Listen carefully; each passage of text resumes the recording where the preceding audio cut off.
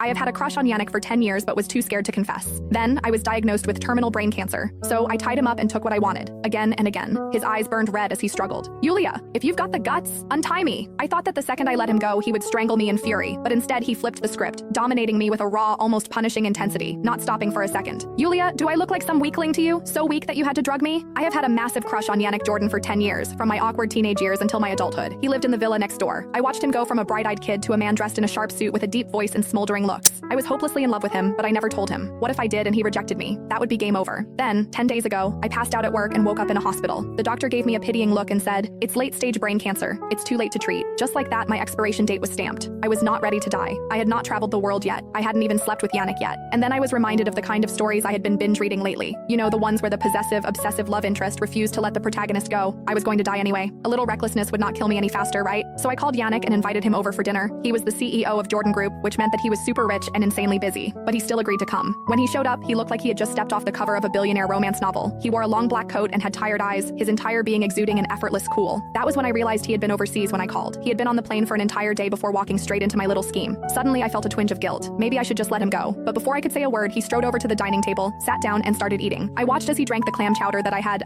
doctored a little. He raised an eyebrow at me mid-sip. "It's been a while. Your cooking has improved." Yeah, no kidding. Because it was takeout from the best restaurant in town. Why takeout? Because if I had cooked, it would have been so bad he wouldn't eat enough for my plan to work. By the time I grabbed a bowl from the kitchen, he was already looking a little woozy. I bit my lip. "Tired? Want to lie down?" He nodded. "I'm a little dizzy." "Take a rest then." We had known each other forever, so trust was not an issue. Hence, he followed me to the guest room without a second thought. Yannick was out cold. I struggled to peel off his coat, my fingers brushing against the crisp white fabric of his dress shirt. Beneath it, I could just barely make out the contours of his body. I swallowed, my throat suddenly dry as my pulse hammered against my ribs. But in the end, I lost my nerve. Instead, I rummaged through my closet and pulled out a collection of silk ties, ones I had bought for him over the years but never dared to give him. Well, tonight, they were finally going to serve a purpose. Carefully, I wrapped them around his wrists and ankles, securing him to the bed. By the time I was done, exhaustion hit me, and I collapsed onto the edge of the mattress. I lifted my gaze. I saw that Yannick's face was calm, his breathing steady. Right now, he looked so peaceful. But I knew that the moment he woke up, he would be furious. Just like the last time when his mother casually suggested that we should just get married, he was annoyed. I let my eyes linger on his face, memorizing every detail. I did not have much time left. In a few days, I would not get to see him ever again. I had spent my whole life being good and selfless.